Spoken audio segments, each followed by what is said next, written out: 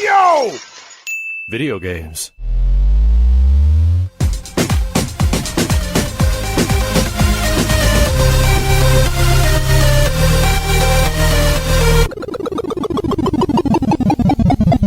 What up, dudes, and welcome back to the YoVideogames podcast. I'm Matt. And I'm Andrew. And once again, thank you to all our generous patrons who kept us going for over 350 episodes. Yeah, if you're interested in becoming a patron at any level, please check out patreon.com/YoVideogames Dude of the week is Systematic. Thank you, Systematic. Thank you, Systematic. Brand new dude, I think just a couple months in, but Awesome. Thank you so much. And also, we have a sponsor to thank. Of course, we're talking about Manscaped. And right now, our current favorite product and one of their best selling, you could barely find the damn things apparently, is the Beard Hedger Pro. Now, the thing I love most about this is, one, I've had it for a couple of months and I've only had to charge it twice, I think. And I use it fairly regularly to keep maybe every other day to keep my beard basically looking the same. You're not using it on the top. Yeah, don't have to use it there.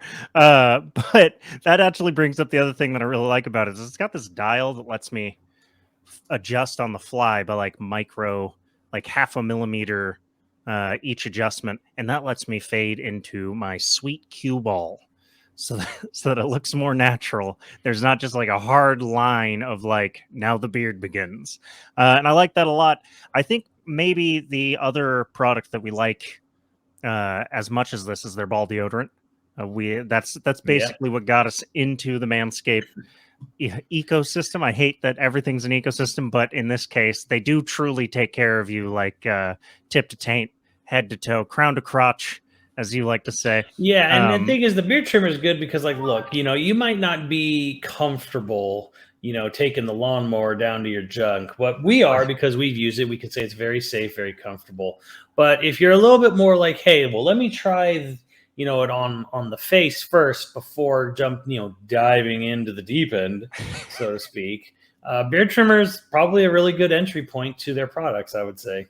Well, I was thinking about this where it's like because you don't have to remove this thing on the fly, and the guard is actually like, it's very sturdy. Sometimes on a beard trimmer, when you push in, it goes bend. It goes down further. It's actually fairly sturdy.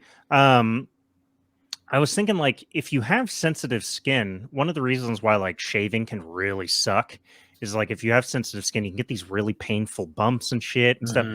Beard trimmer, one of the best things ever in regards to, like, you can just keep a nice short beard. Now it's more acceptable in a professional setting to have a short beard. Yeah. It's not like back in the day where it's like you get a mustache or you are clean baby's ass shaven.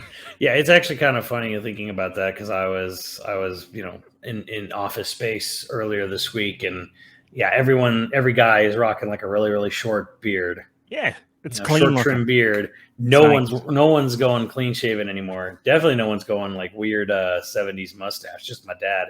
Oh, I'm switching. I'm gonna go mustache next.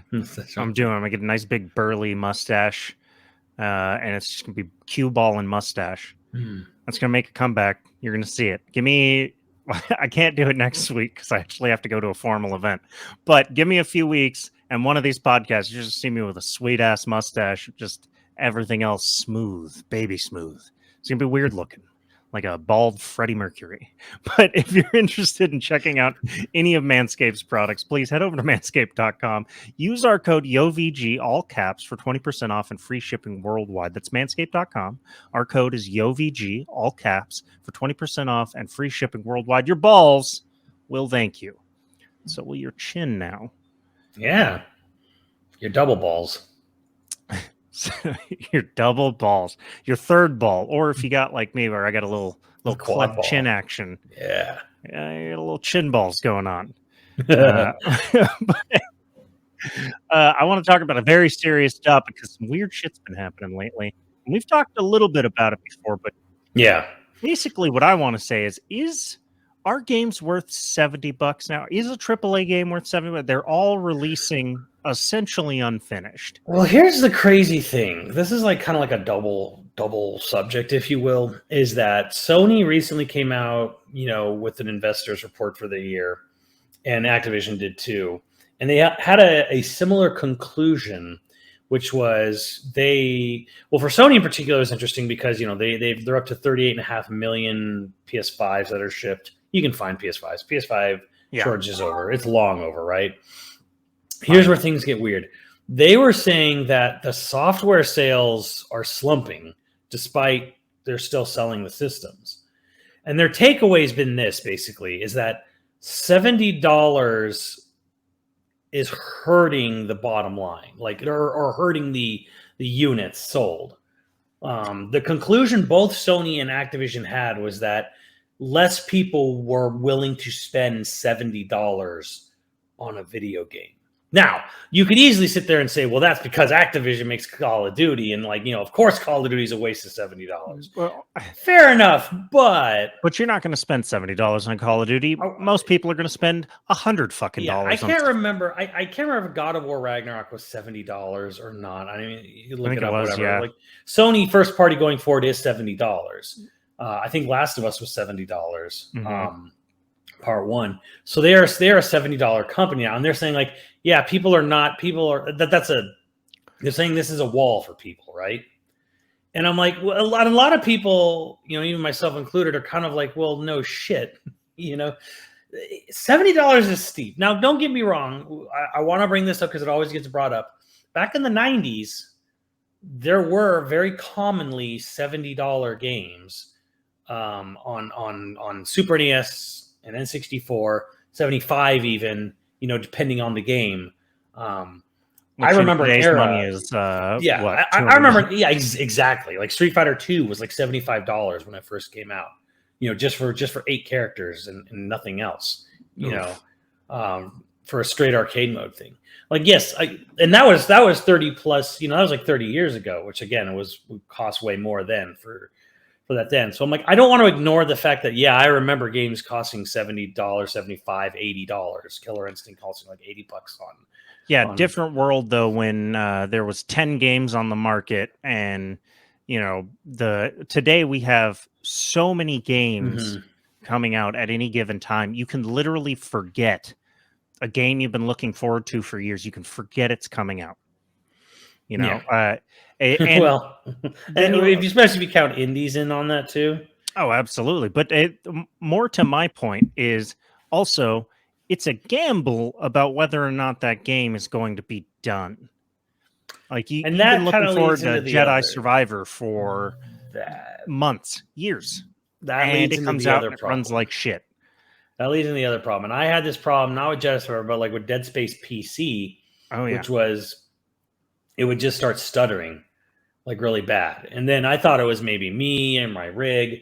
And then people were saying, no, this is actually a fairly common problem across PC. And I was just over the 2-hour mark, but I put in a refund. And I said it was a frame rate, and they gave me the refund anyways. I ended up buying it on PS5. It was definitely a much more stable experience on PS5.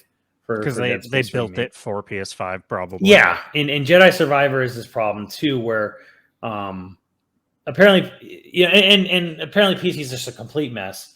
But a lot of people are saying guys, it's not exactly stable or running well on PS5 Series X either. And people are like, anyone, please, because a lot of people are like, well, I didn't have any problem on console. I'm like, go to this city, go to this zone, please record your ship. Your clip, share your clip, please. It's not running stably.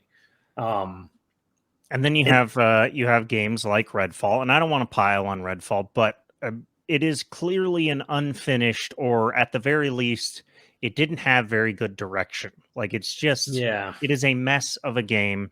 Although there's supposed to be really fun parts, and co-op is supposed to be really fun, sort of for the same reasons why Spec Ops The Line or some of those other co-op game, all right, it gets a little goofy, and if you have friends, it's fun to laugh at, but if you're playing it alone, it'd be nothing but madness. If it was just Redfall, that was the problem right now. If Redfall was the only sort of game like this that having this issue, that would be a whole different subject, where I would say Tale as Old as Time, where another studio chasing, or probably mandated to chase the live service game model, and they didn't. Right. This is not in their wheelhouse.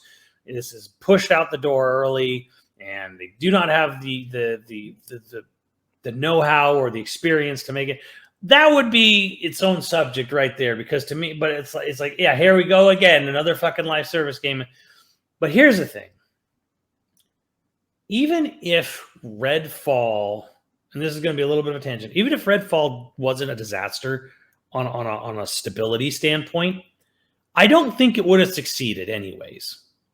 Really? And here's my proof, or not proof, but here's my argument. Back 4 Blood came out. And I know it's not I know it's not a Back 4 Blood type game, but bear with me here. Back 4 Blood came out, and it was stable. And it, generally speaking, it wasn't perfect, but generally speaking, it wasn't this big, oh my God, it's so unstable, it's so, unfinished, blah, blah, blah. Yeah, it ran right? fine. Yeah. Ran fine. Came out. No one fucking thought about it in a month.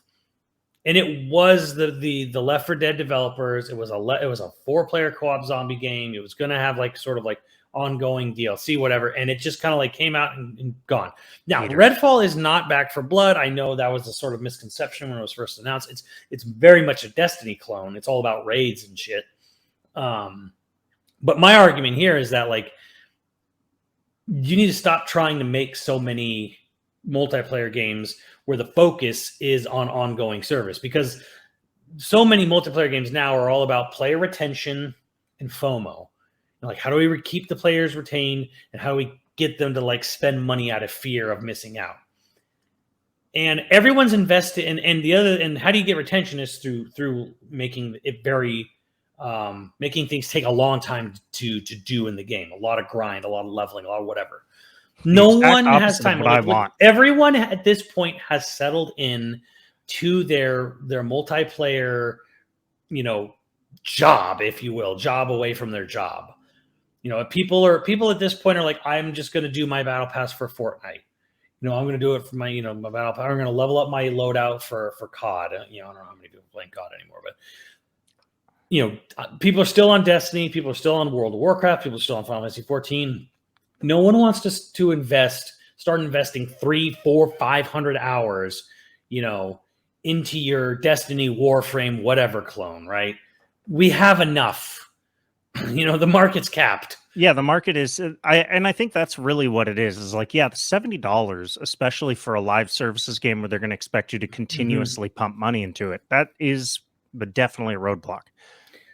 Biggest roadblock is in a month. You won't be talking about Redfall. You'll be talking about another game that tried to do what Redfall also tried to do, which, be Destiny, but not Destiny. It'll be Diablo 4 next month. Right. And Diablo 4 is an anticipated game, and maybe it's going to get a few months out of it, and I sort of expect it to disappear. And Diablo 4 is a huge game. It's a huge name. It's Diablo 4 will have more staying power because it's Diablo Part 4. Redfall's a new IP, so it has that sort of issue of it's a brand new IP, trying to sell that. I love brand new IP. That that's the thing I want to see more of. I'm tired of seeing number 4s and your which was interesting, because this was sort of a argument for and favor of the game from whatever loyal Xbox fans still are. Where they're look, at least Microsoft is pushing out way more new IP than other people. Starfield's a new IP. Redfall's a new IP. Hi-Fi Rush was a new IP. Ghostwire was technically a new IP. So it's at least they're trying to that's kind of true. I don't want to dissuade that. Oh, I agree with that completely. I love that they're doing that. It's also just that they're pushing out half-baked. Hi-Fi Rush wasn't half-baked. It was great. But it was also a side project, it sounds like. Here's my honest to God feeling, Andrew, is that I think Hi-Fi Rush turned out as well as it did because of the language barrier. There wasn't a plethora of fucking Microsoft executives probably checking in all the time and asking for this and that and doing scope increase or whatever. Let's circle back. We'll just circle back until I get my way. The language barrier of the game being made in Japan is probably what saved it from being middle managed to death. Because I can't think of a single fucking project made by English-speaking developers, which is all of them but Tango, within Microsoft that has gone well.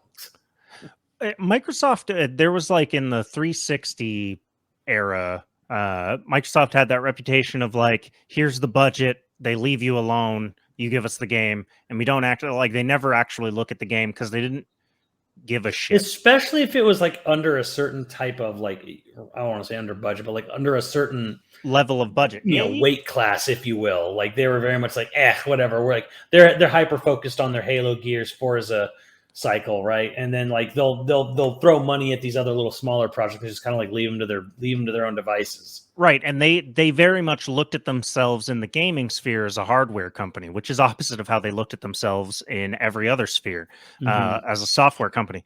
But what happened between those two extremes where like now it's I don't know this for sure, but it sure seems like they have too many cooks in the kitchen telling game developer now look, Arcane could have been totally solely at fault for how this came out, but it sure seems like too many people were involved. We're never going to know. We'll never know the real story, right? Right. But you're hitting on something that's right there, because like some people are like, Arcane didn't make a bad game before Microsoft bought them, and I'm like, well, I'm like, that's sort of true, but I'm also like, I don't think Arcane was like the Arcane was never like Blizzard at its peak, back in Blizzard. No, but it definitely of the late 90s. it had an identity. Part of the problem with Redfall that I've seen is like people look at Redfall and it looks sort of generic. Like how often? And, it's not that it doesn't. It looks like any random like someone was like, it's like Brink. I'm like, yeah, Brink. There you go. Which I don't even remember Brink. Just some random 360 shooter. And it's just Bethesda or something. One review that I saw is like they called it weightless, where it's just like, yeah, sure, I guess the gunplay, the things that Arcane is good at is good, but it also feels weightless. Yeah, and here's the thing, I don't know if I can blame Arcane, and the reason is because this is happening on every fucking project they have. Yeah, and it's happening across the industry, right? It's like so many games, Sony first-party games. Part of the reason why they're dominating the way they are is it seems like they have a clear, narrative and vision from the get-go. Like when it comes out, God of War Ragnarok, from the moment you start playing it, like I don't remember any major problems with it. No. But like it's very much the prestige. They know that they're handing you like something super polished and just from beginning to end, other than that useless fucking map, it is like polished and well done. It is very weird to think about, because the studios are very individual identity, right? Like Sony Santa Monica. Right. Making God of War because they made all the God of Wars, so they gotta know what they're doing or whatever. Naughty Dog being Naughty Dog.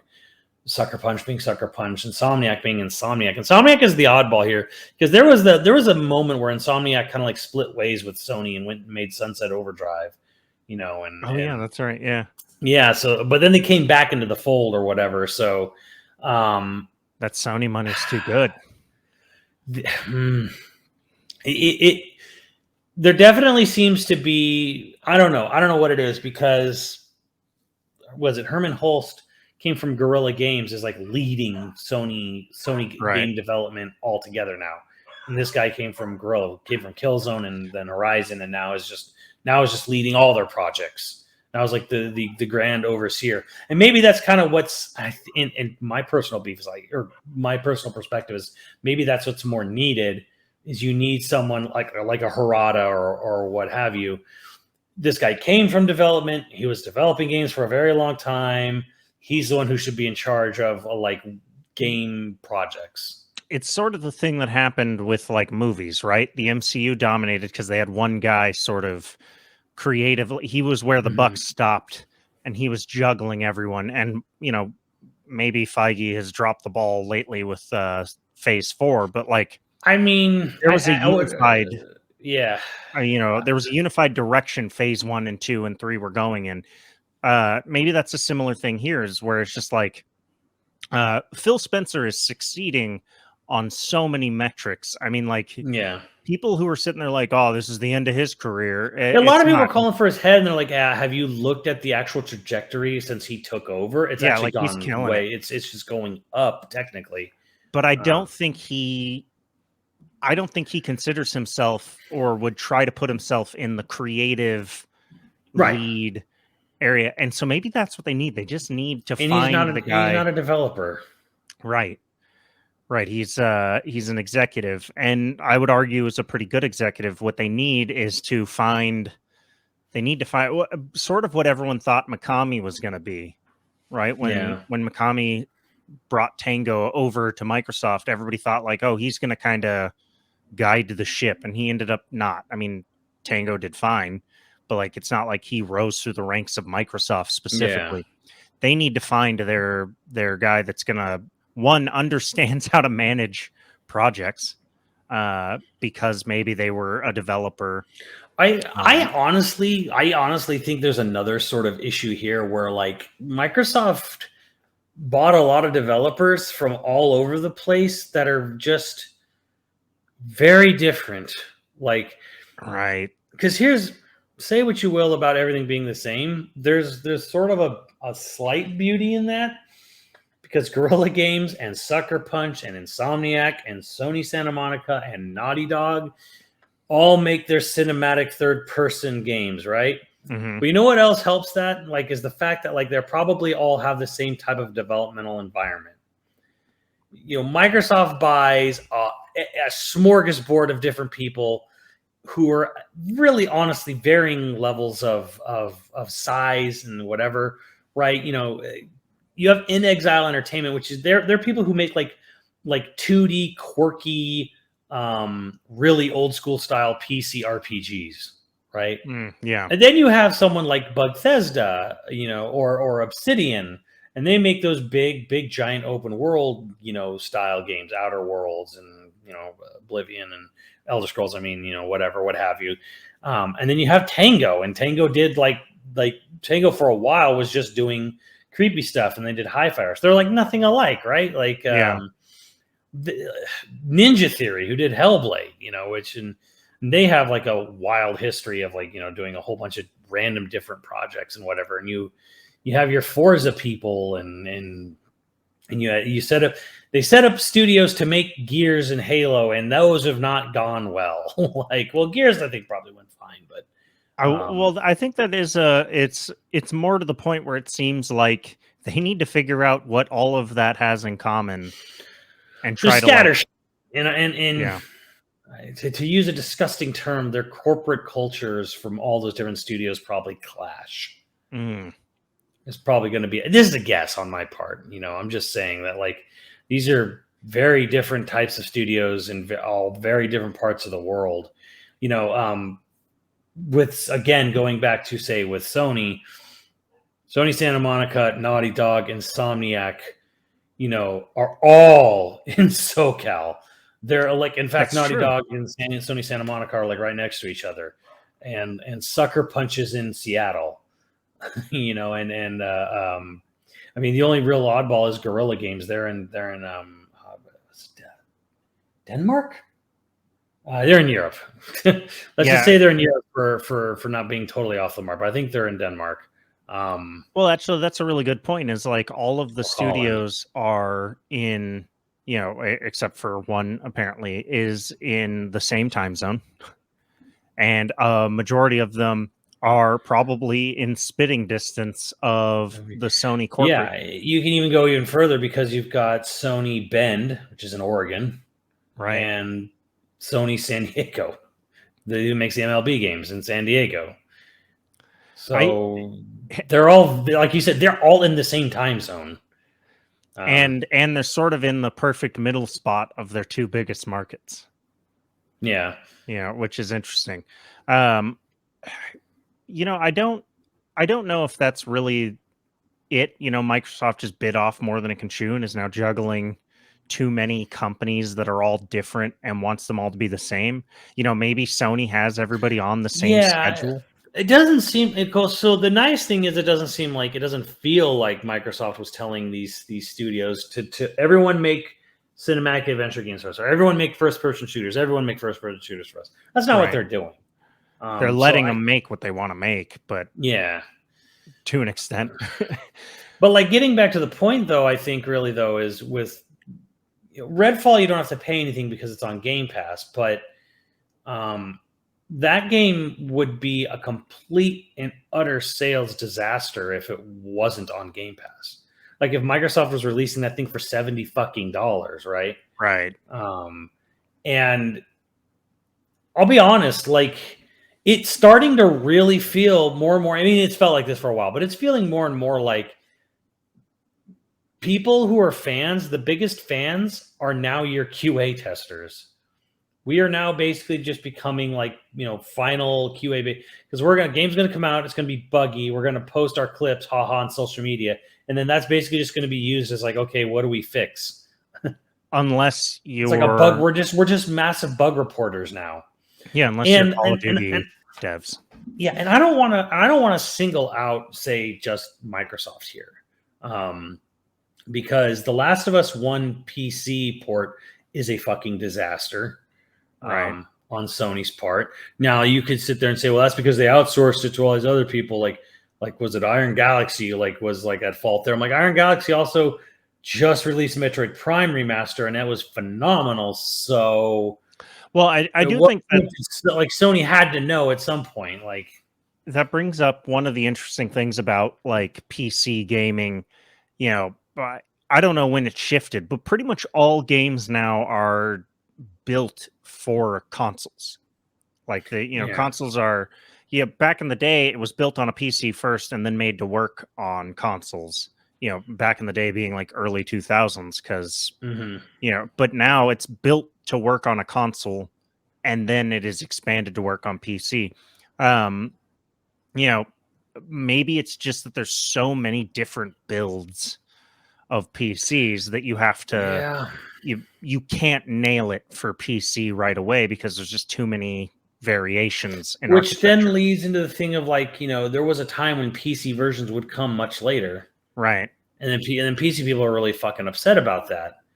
So now they try to like day and day release everything at once. And lo and behold, here's your issue. And it's really funny because the Last of Us Part 1 in particular, that was not a day and date. That came out, months and months after the PS5 version. Yeah. So it wasn't like it was like, oh, it's coming out, it has to come out at the same time. And again, I'm going to shit right all over even Nintendo, who are not entirely, but they're at least very partially responsible for fucking Pokemon Scarlet Violet. That game came out $60, $100, I think, for the double pack, and it runs like garbage. Oh, because it looks like garbage, and it runs like garbage. It runs like absolute ass. It was absolutely fucking unacceptable how that game runs. It sort of blows me away, though. But they got away with it. Now, again, this is a shared blame on Pokemon Company and Nintendo as two separate entities. But Nintendo is the distributor and the localizer, and it went through their QA facility, went through Nintendo's product, evaluate our quality assurance testing facilities. That's who used it. So Nintendo was fucking well aware of how unfucking stable the game was, and still was like, yeah, sure, go ahead, release it. Because they knew they were going to make money anyway. It sort of is like, oh, Switch charges $70 for a game. Is a Switch game worth $70? Like I know this is very subjective because Tears of the Kingdom is going to be a massive game, $70 game, and personally, do I think it'll be worth? I mean, well, okay, we're not just for clarity's sake, we're not talking anything about the leaks. We know the game's leaked. Oh, right, yeah. We're not talking about spoiler free. We're not talking about leaks, but no, the game is not worth $70. And I would tell you that before the leak. And I know, like, their Doug Bowser, president of Nintendo of America, was like, I think you'll find that the value in the content, blah blah blah, will justify its price. And I'm like, oh, so all your other big, giant, long, meaty $60 games somehow weren't worth it? Like, oh my god, like such a stupid statement because it sort of like backhands all your other products by saying like, well, this is premium, this is worth it. The other ones weren't worth as much. And Well, it I also do think games should be more varied in their pricing, but like Tears of the Kingdom costing $70, no. Well, any Switch game with the Switch, is the Switch even really next gen? Like No. I was very excited for it. I like a handheld, although I would argue now in hindsight, it's like, well, Switch isn't very handheld. 99% of the time, I don't want to take it places with me because it's too big to be a true handheld. Yeah. But even my excitement over the Switch, it's like we're 6 years into the system, and it's never been a beefy system, but it now runs downright sort of awful most of the time. Yeah. At the end of the day, the Switch is a PS3 Pro. Right. And it's like, so calling it next gen and charging next gen prices, I think is a real mistake. Yeah. I also think that Switch would actually get more sales if they dropped their price to like 50, $60. Well, the thing is, they're doing it for like one of like the surefire bet games. Right. Like they know they can get away with $70 for Zelda. Yeah, they won't necessarily do this for every game. Right. They know they can't get away with this for Pikmin, but they can get away with it for Zelda. So they're going to do it. Could you imagine if they charged $70 for Pikmin? It's in Ultra HD, man. I mean, I don't think the sales would be any better or worse, honestly, because like the only people who are gonna like no one's casually picking up fucking Pikmin. Like, yeah, it's only hardcore fans. It's diehards only, and they would pay $70, which is kind of that's almost a scary thought to think about. Is that like if Nintendo like okay, well this is a franchise that's just pretty much completely dominated by its diehards. We know we're not going to get any new audience members. We'll just charge $70 for it. Japan's been doing this forever. They still do it. They still release games for like $90 on day one for like a week, just because they know like well like the diehards will be there. They'll pay whatever. Yeah, and then they drop the price extensively, right? Extensively in a week, in a month, 2 months, whatever. It's a big spike, because Japan knows, well, we'll get the diehards, and then we'll lower it right after and start getting. I mean, Ubisoft and Sega do this too with their games. Like Sonic Frontiers, was on sale 2 weeks after it came out, and Ubisoft does it all the time. Well, you don't want to pay full price, but wait a month. Is that the danger of a Game Pass style option? Is where people are just going to stop buying games and just have Game Pass as their only outlet, sort of like how people stopped buying DVDs and they just had Netflix for a while. And this was the thing Sony was super afraid of, where they why aren't you offering first party day one releases on PS Premium? And they're like, well, it devalues, the game itself. We feel like undercuts the value, but I'm like, I mean, here's the other thing too, is that especially 100% especially, and Sony has to be, I have to imagine, because Last of Us Factions is still a thing, the multiplayer Last of Us thing that's supposed to be super ambitious or whatever the fuck. It's not coming out this year, which has rubbed people, which has really gotten people in a tizzy a bit, where they're like, what the fuck? I mean, Spider-Man's your only game coming out this year? And I'm like, yeah. Here's the thing.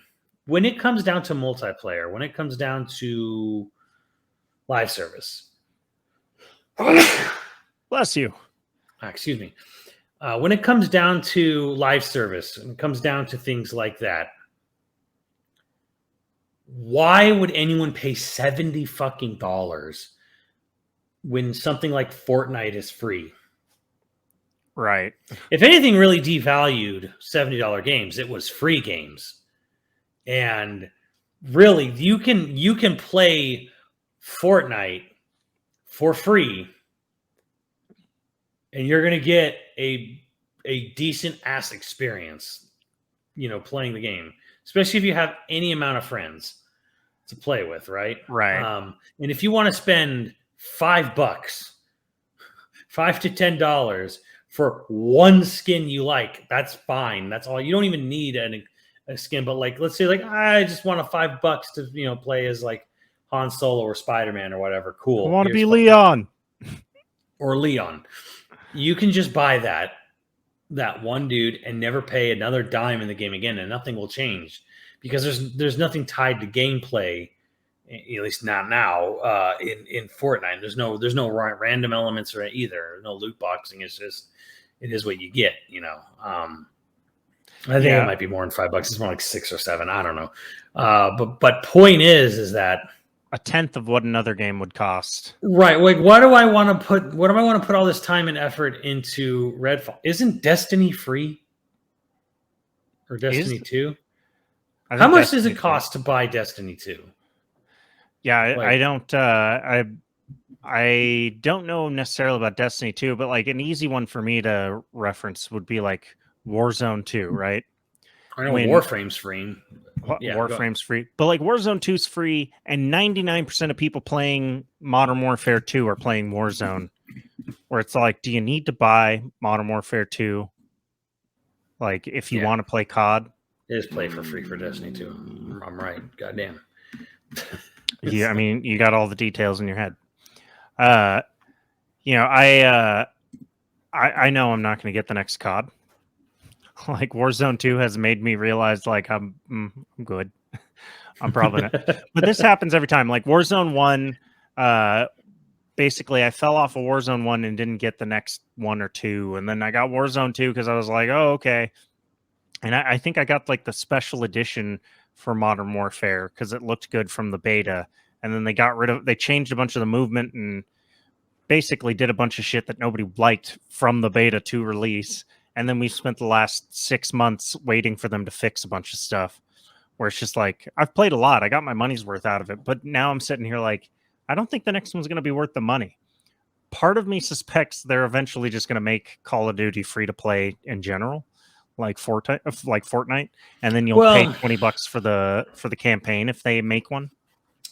What does the campaign or multiplayer offer you for $70 fucking at this point? People are buying Call of Duty, like the campaign, the quote unquote full game, just so they can have fucking shipment, so they can level up their guns really fast. Right.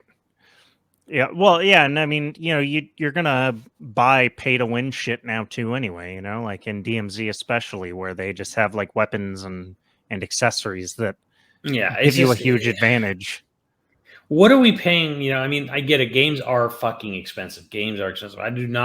This is not about trying to diminish the fact of how expensive a fucking, a new game is to make in today's day and age. But from a consumer standpoint, especially looking at a game like Redfall, what's the incentive to drop $70 fucking on it? And I would also argue the consumer standpoint's the only one that matters. Games at the end of the day, games are too expensive to make. I guess stop making them then. Why are you making them? Or just, I don't know, like there's a part of me that's just kind of like it's like movies, right? Where like everything has to be tentpole. Right. Like, maybe stop making tentpole movies. Maybe stop trying to make everything, a massive summer blockbuster. Black Adam costs $300 million to make, and you're just like, why? Yeah. Like what? Like I know everyone's going to be jumped up on that, on the hype juice for, was it that Flash movie coming out? But like, Jesus Christ, the CG in that looks like. But I mean, it looks like I don't know. It looks like very obvious CG. Like nothing that looks. Oof. Well, we're gonna be talking about it on the side quest later today, but that's part of the reason why I'm thinking maybe I'll get my wish about the swing back to movie genres that I want to come back. I don't know. It's like I feel like with gaming, like maybe stop trying to make everything have to sell millions of copies to be profitable. Like I don't know. Like there's. Well, it's the exact argument for why Hi-Fi Rush exists, right? Hi-Fi Rush it's a success almost immediately. Yeah. Because it wasn't a hyper expensive tent pole.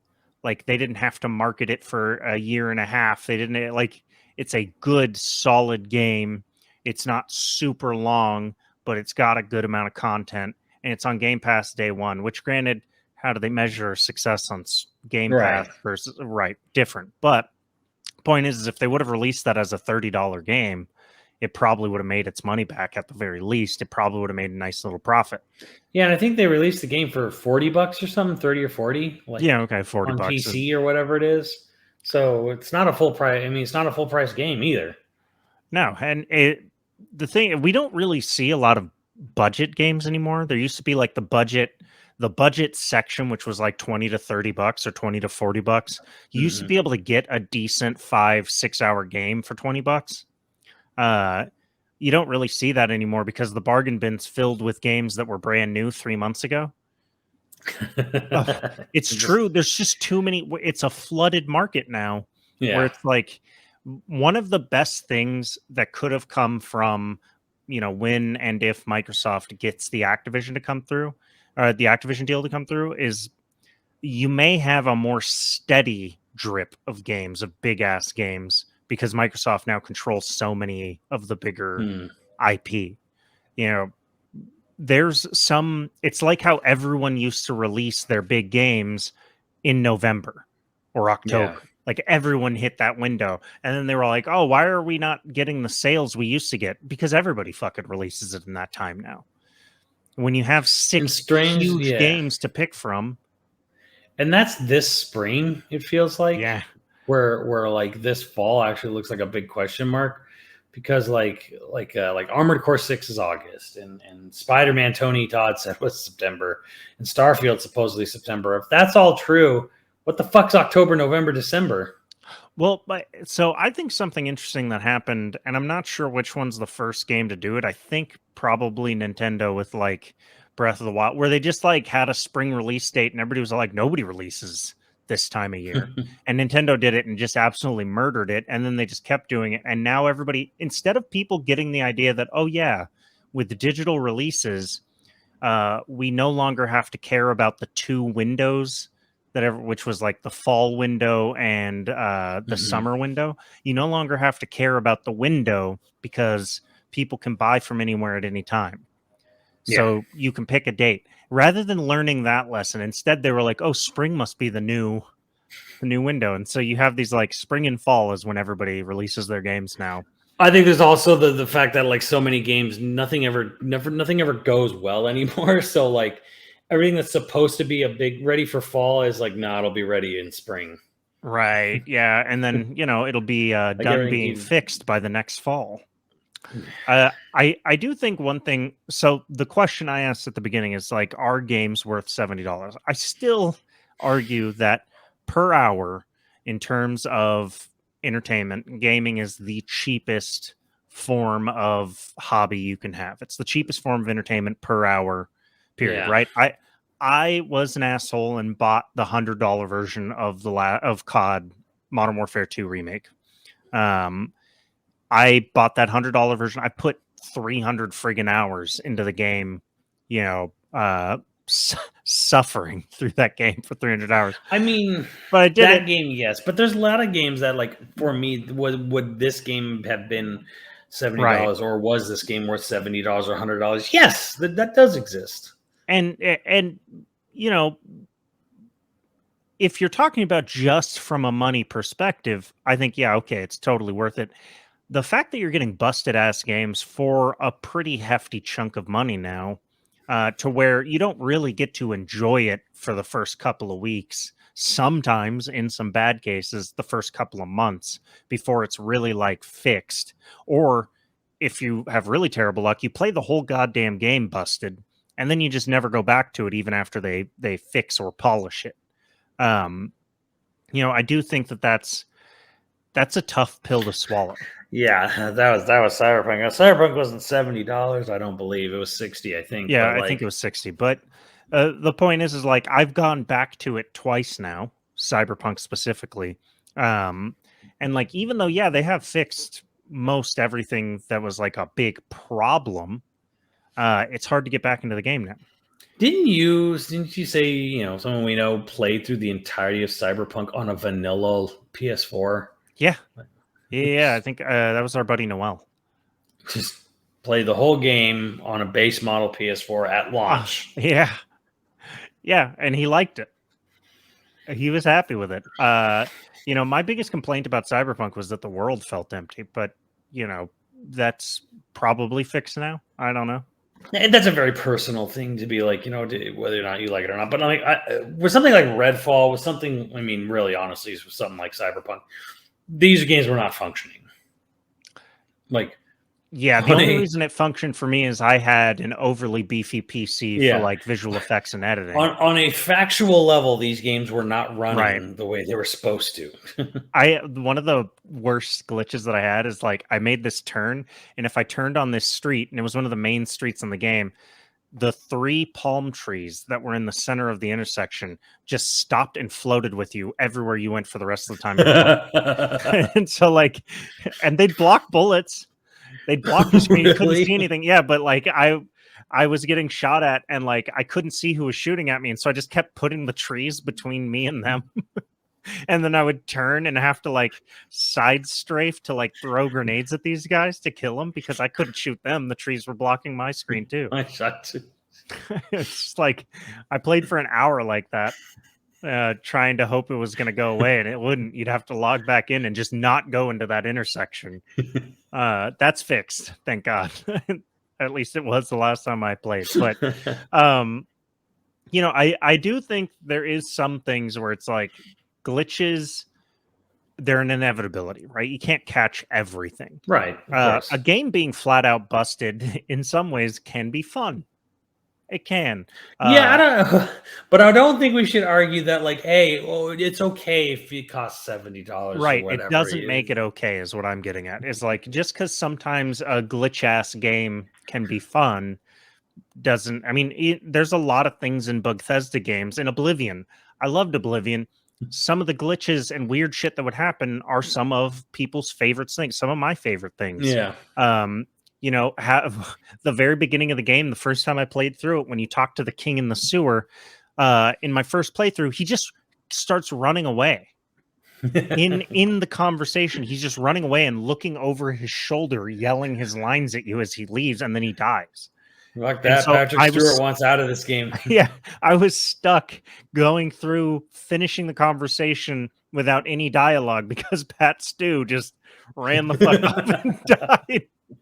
And it's like, that was my first playthrough of the game. And like, that was hilarious.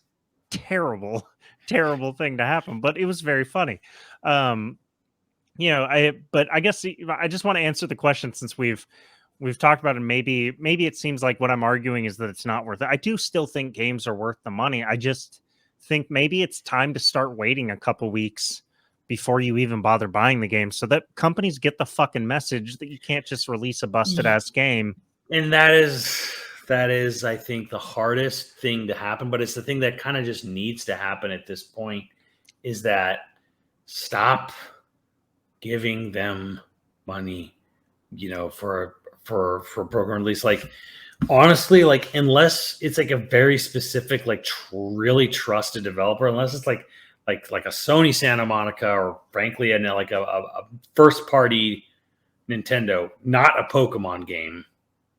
Yeah. Like, it's in your best interest to probably wait to see what the hands-on report is from a launch of a game. Like, and I mean, that puts you in a shitty position of where you might get things spoiled, or you got FOMO. It does. I get that. I mean, if you're not someone who's just has to be there minute one, day one, whatever, like, if you are looking forward to a game, like say you were looking forward to Redfall, and then you saw all the problems with stability, or Jedi Survivor is a good example of, like, if you were looking forward to it, maybe not like edge of your seat, like, I'm gonna be there day one no matter what. Like, if you're like, oh, I'm looking forward to this game, and then you heard about all the problems it has on PC, please don't buy the PC version. Right. Like, yeah. Like, wait until it's fixed, which is fair, but they're going to keep doing it as long as they keep getting rewarded for it. And that goes for like Pokemon as well. That's a lost cause, I know, because like kids and families and whatever, like, and it's you'll never be able to get any quality control on them. But something like Jedi Survivor, something like Redfall, these are things that are enthusiast and adult gamer oriented driven. voting with your wallet is really truly the only way anything like this ever gets done. Right. And people say, well, that doesn't seem to matter. They keep making broken games. I'm like, yeah, because we keep buying broken games. We've never. I mean, there's probably I wish I wasn't there are part of some the problem. I examples of totally like am, though. there are some examples of games that it just word of mouth fucking murdered it or whatever, right? But it's like, yeah, you have to vote with your wallet, because if you don't, they'll never stop. I think something that is like Battlefront 2 is probably the one, like it had that steep drop off and just died. And sometimes when I have this conversation, people will be like, "Yeah, we'll see. We'll never get another Battlefront." And it's like, I liked Battlefront. I just thought that game wasn't good. And so like now we'll never get another one. And I was like, I mean, it's gonna come back. EA is well, one, I would never creatively say bankrupt. like, yeah, something like Battlefront, I absolutely will find a way back in. EA is creatively bankrupt. I promise you, it's coming back sometime. Just maybe this time they'll actually, make sure it works and isn't But yeah, like pay to win piece of shit. It's like, okay, like Dead Space is actually a really good example of like Dead Space 3, forced, like kind of like through co-op and then had all these microtransactions. People hated it. Mm-hmm. So they didn't buy it nearly as much as the last Dead Space. Dead Space went away for a while. They're like, that sucks. I wish, and people be like, well, that really sucks. I really would like to have more Dead Space. I'm like, but think of where we are now, where we got a full Dead Space remake that was phenomenal, very well received, very well done. No microtransactions, no forced co-op. Like yeah, it took a while. It probably took longer than anyone would have liked, but that was a clear-cut example of like voting with your wallet that paid off. Like, and because the thing is, not every game company, like, and to celebrate them a little bit, like Capcom took Resident Evil 6's criticisms to heart. Now, eventually, Resident Evil 6 actually started selling really well over time. But I remember, knowing people who were there and talking to people, they were like, it plateaued really hard. It had an amazing initial boost, and then after that first month, like it didn't sell anything for a while. And then when it became $20, it started selling a whole bunch. Yeah, and it started. People started positively talking about the combat in the game. Right, but here's the thing: even though it came out the gate really strong, even though and then plateaued, even though it had like a great initial sales or whatever, Capcom still took it to heart and was like, we got to fix this for the next game. We can't make the next Resident Evil be like 6. 6 is not well received. They actually, interestingly, cared really hard about the overall perception of it. Well, I think Resident Evil is sort of their prestige property. Like it's sort of it is. And Final Fantasy went through a similar thing. Remember when 14 came out, the first version of 14? Oh yeah. And it was fucking awful. It wasn't just awful, it was sort of awful in the way that completely plain oatmeal is bad. Like there, you could make some arguments about whether or not there was something to do with it, but nobody's going to eat it. Nobody wants it. Yes, and the word of mouth was terrible. That game was supposed to be a huge financial. It is now, but they had to remake the whole fucking game from scratch. Yeah, I think I played 15 minutes originally when it came out, and like saw nothing but shit getting talked about it in the servers. And then came back to A Realm Reborn. Like, what was it? 2 years later? Or was it a year later? I forget how long it took to get to Realm Reborn, but I remember. I'll never forget when we were playing COD 4. I'm like, like the news broke. I'm like, guys, you won't believe what Square is going to do about 14. And Jay's like, are they going to cancel and remake the whole game and make it free for everyone who bought it now? I'm like, yeah, actually. Yeah. Because Jay's a man with high demands, and I couldn't believe he literally said, well, I'm like, well, actually, yes, that's exactly what they're doing. He's like, yeah, good. Oh, and I think he said fire everyone who made the original, which was also true. I was like, yeah. Well, yeah, that's exactly what they did. The people voted with their wallet on that one. He's got some extreme opinions, and he was correct about everyone for that game. Yeah, I think I tried 14 because he loved 11 so much. So much, yeah. Yeah, and then And we he were was so both mad just with like, Vanilla 14, and he was like, they should fire everyone, remake the whole thing, and make it free for everyone who bought it till they get it fixed. And that's exactly what they fucking did. I remember we were playing later that day. We were on COD after trying, and he just like was like, "I am so sorry. That is not what I expected it to be. 11 was so good." It's like, I'm a hard pass on most MMOs in general. Yeah. Mostly just because I can't grind. I just don't have the patience for it, I guess. Right. But Yeah. I don't get like, some grinding you can get that like dopamine response. Hmm. Like I don't know what it is, but like you get like a relaxation from grinding. Some people do. I get that from like, I don't know, doing like work, like woodwork or something like that. Hmm. Like I'll get that. And so I understand grinding. It's just that I fucking hate it in video games so much, and I don't know why. But like 11 was that way, where it's just like MMOs in general are that way, where it's just like let's grind the shit out of this. We're gonna kill boars for 7 hours, and then I'll get you this really good piece of equipment, and you'll Hmm. be able to go to the next level where you'll kill ogres for 7.5 hours. Yeah. Well, it's can't do it. it's like Mike was saying. It's like I never could get in MMOs because it's just literally like a mob of people sitting there whacking rabbits on a hillside for like fucking like 10 hours. I'm like, I yeah, admire that though, I guess. yeah, I guess so. It's like I'm When not you kill doing rabbits. anything cool for like it takes you so long to do something cool. Yeah, and that's why they're hyper successful. My brother really loved WoW, and like he would play it for 10 hours a day Good at old one point. wow. And I was Oh just like, no. oh, he was the number one warlock on his server for like years running. I mean, literally, he would get offers where people would offer him gold to come join their guild. Like, where I'm just like, what the fuck is this world? Where like he came back from college and he was sitting at the kitchen table one time and he was just like going through guild resumes of like resumes. Somebody fucking typed up a resume for their guild to convince him to join their guild. And I was just like, what do you want a second job for? Like, why do you like you're doing this like you're an executive at a company? Like, what the fuck? And maybe that's what it is. Maybe it's just like it feeds your ego for the work if you get that Definitely far. feeds somebody's ego. I don't know. I don't know. You know what? As the final point of our game's worth it, explain to me is somebody who is and I'm not even being shitty. If you're really into MMOs, whether it was 11 or it's Final Fantasy 14 or WoW Classic now, uh, what what makes it worth it? Like, what is Yeah. the point where you get to it, like where the grinding pays off? Where like, what is the hook that gets you specifically?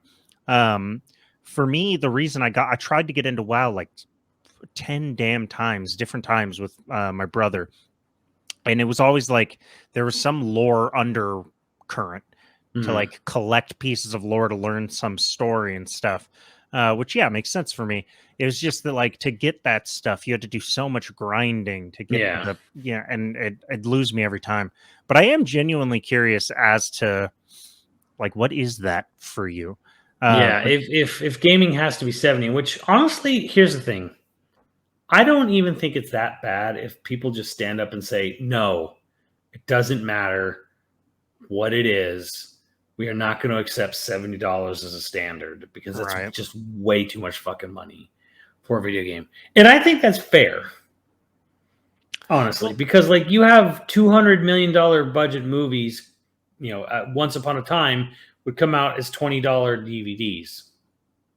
part of me does I don't understand why an industry can set a standard price across industry and that's just allowed. That seems like that should be frowned upon at least. Like all games are $70. We're gonna move it to all games $70. Well, it's not so much that like it has to be that way, but it's just kind of like, The yeah, MSRP, like yeah. like one person does it, so everyone feels like they can do it too. Right, but like would Microsoft kill it if they were like, yeah, all our games are 60? Would they They'd kill be it if the all their more games were 50, honestly. but it's like if they undercut that price, would they sell more to the point where they would make more money. Make more money back.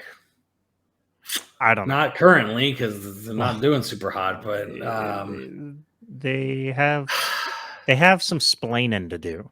I don't know. I mean, for me, there's definitely $70 games that are worth it. I'm not going to say there's not, but I would also say that like I don't know that it's. I kind of agree with more the general public of like, yeah, I think 70 is a bridge too far.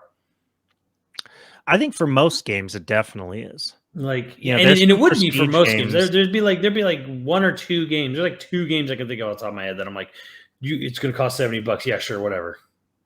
Yeah, well, I think it. Out of second thought, I just buy it. There has to be an argument for like replayability or how much time experience or something. Just things I don't know. Like either way, I'm like an argument. They're just like, yeah, it's gonna be $70. When you're closer to $100, I mean, you're not closer to $100 than at 70 than you are at 50. But 75, you're halfway between 100 and 50, right? But it's like when you're creeping so close to being closer to $100. I mean, with taxes, you're closer to $100, right? But if you're in our state, it's like you're close. In our state with tax, it is closer to $100 than it is to $50 to buy a $69.99 game. Right, and I mean, God forbid you're unlucky enough to be in Australia and love video games, right? So that's that's where I'm like, you know what? I think you guys are really kind of overvaluing your product because like for a game,